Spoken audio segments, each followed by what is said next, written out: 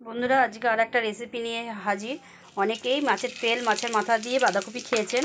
আজকে আমি মাছের ডিম দিয়ে বাঁধাকপি করে দেখাবো। এই রেসিপিটা আপনারা সবাই রান্না করে খেয়ে দেবেন, খুব টেস্টফুল হয়। এই যে আমি এতে ফোড়ন দিয়ে দিচ্ছি তেজপাতা, গরম মশলা আর হচ্ছে একটা শুকনো লঙ্কা। বাঁধাকপিতে দেবো, সেই আলুগুলো দিয়ে ভালো করে ভেজে নেব।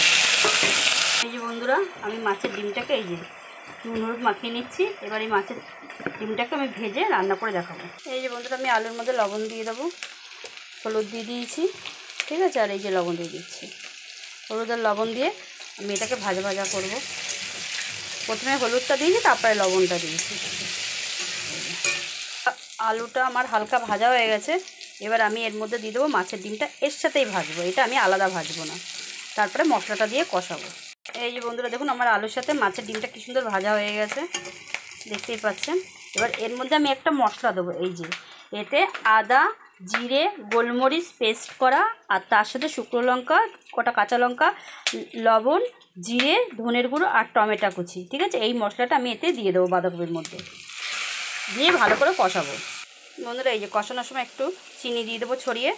যেহেতু বন্ধুরা আমি একা ভিডিও করি, ওর জন্য আমি ঠিক পুরো সম্পূর্ণ আপনাদের ধরে ধরে দেখাতে পারি না। এই যে আমি এর মধ্যে কিন্তু সামান্য একটু জল দিয়ে কষাচ্ছি। এই দেখুন বন্ধুরা আমার তেল ছেড়ে গেছে, আমার কষানোটা কত সুন্দর হয়েছে। এবার এর মধ্যে আমি বাঁধাকপি দিয়ে দেবো। এই যে বন্ধুরা দেখুন আমি ভালো করে মশলাটা দিয়ে বাঁধাকপিটা ভালো করে মাখিয়ে নিয়েছি। এই দেখুন, ঠিক আছে, আমার মশলাটা কি সুন্দর মেখে গেছে সব কিছুর সাথে। এবার বাঁধাকপিটা আমি ঢেকে দেবো। এবার নামানোর একটু আগে গরম মশলা দিয়ে নামিয়ে নেবো। এই যে বন্ধুরা আমার বাঁধাকপির রেসিপি তৈরি। এইবার আমি গরম মশলা দিয়ে দিলাম। এই যে এবার নামিয়ে সার্ভ করব। এই দেখুন মাছের ডিমগুলো কী সুন্দর রয়েছে, এই দেখুন, বুঝেছেন কত সুন্দর মাছের ডিমগুলো রয়েছে।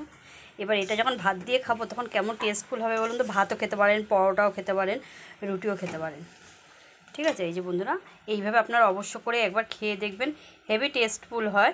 অনেকে মাছের মাথা তেল ফেল দিয়ে খান, কিন্তু এইভাবে মাছের ডিম দিয়ে একবার খেয়ে দেখবেন রেসিপিটা তৈরি করে, ঠিক যেইভাবে আমি করলাম পদ্ধতিতে, খুব টেস্টফুল হবে খেতে, ঠিক আছে। বন্ধুরা প্লিজ প্লিজ আমার ভিডিওগুলো একটু শেয়ার, লাইক, কমেন্ট, সাবস্ক্রাইবার করুন। নমস্কার।